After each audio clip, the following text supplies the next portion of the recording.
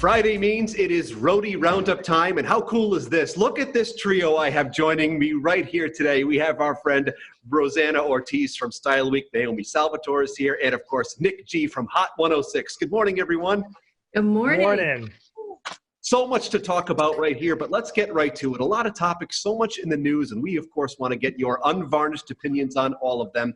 First of all, some sad news, of course, with the recent passing of Alex Trebek, of course, America's probably most beloved game show host. You know, that got us to thinking about game shows. So if you guys could host any game show you wanted, or maybe be on your dream game show, I want to know which one it would be. So, Rosie, we'll start with you on this.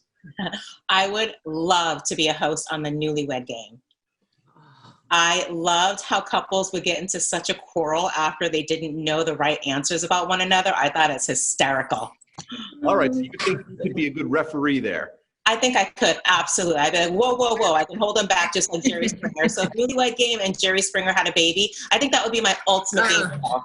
I love that. Naomi, how about for you? I think you could host anything. You've got that. No.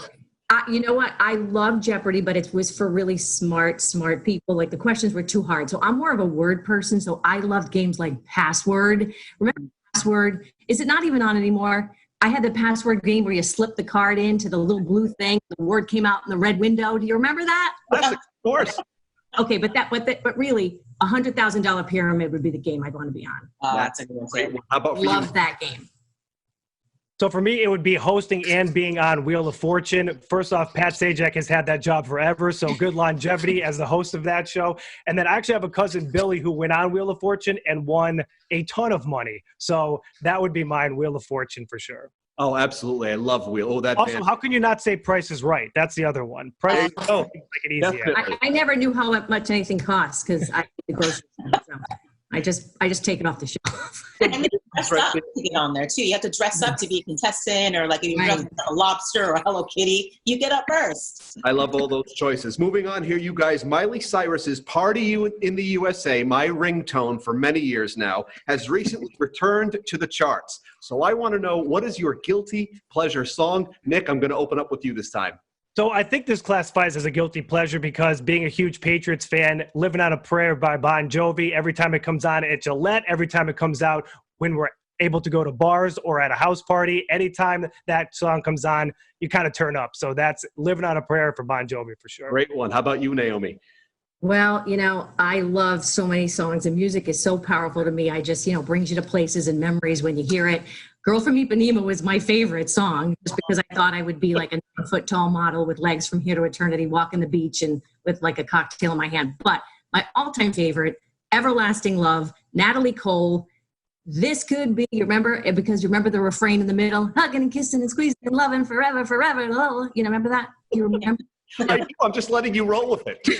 You said you weren't going to sing. I remembered the words, but look up the words and then sing it. Trust me, you'll never get it out of your head. It makes you happy. It makes you just want to get up and move. And I just think I don't know. I love it. Awesome. How about for you, Rosie? So I'm a child of the 90s. I loved Too Legit to Quit by MC Hammer. That was a good jam. Yes. I may or may not know all of the lyrics to Clay Aiken's Invisible. I don't know if I should have admitted that, but last but not least, John Cena reportedly reached out to his ex, Nikki Bella, to wish her well on the birth of her child. So I want to know, have you guys kept in touch with any exes? Is that something you make it a policy maybe not to do? What are your feelings on this one? Naomi, I'll open up with you on this. Ooh, that's a tough one. I will say I have a few exes, so and they don't all live in Texas. You know that song. I do keep in touch with a few. I will be honest, because they're just good people and they have good lives and they're happy.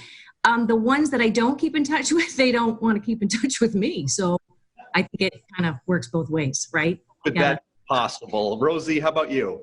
It just never worked out that way. I would totally be in touch with my exes, but I just don't think they wanted anything to do with me after. Absolutely not. So, but there's a caveat to this. So most of them is a no. There is one ex that I would and do keep in contact with, and it's only because there's a possibility we could get back together. Why else would you keep in touch? Good point. Right? Yeah. Good point. I keep in touch with one of mine, but it's a court order. So there you go. That's a different story. Different story. Well, Rosie, Naomi, Nick, a pleasure to see all three of you. Thank you so much for joining us virtually. I can't wait till we can be in person again together, but really great Me to see you all. too. Me Same. too. Be well Same and here. be safe. Have a good weekend. Bye, guys.